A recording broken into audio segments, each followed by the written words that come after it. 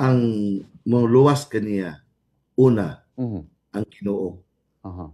If God will really destined her to become the president of the country, no one can stop it.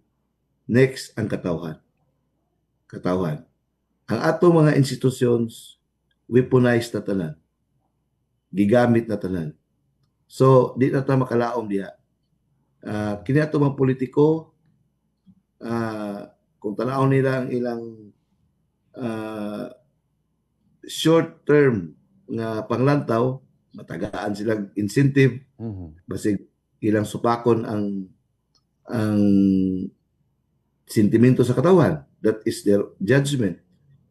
Pero kung ikaw politiko, maminaw ka o ikapon po ka sa espiritu, Mm. Holy Spirit, sa kasing-kasing, imong kasing-kasing, lamdagan ka, basig malamdagan po ka nga kini imong buhaton, makadaot kanimo kay kini mangong atong pong the first natural law, Bumbo Junil, is self-preservation. Mhm. If that politician will feel nga ang iyang decision makadaot na sa iya, kay kusog ang tingog sa katawan, basig di na niya ibaylo, basig iya lang ihiklin ang iyang kahakog, iyang temporarily set aside.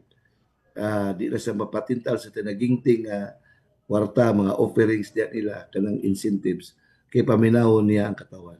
We pray nga ila ka ng pagabuhaton.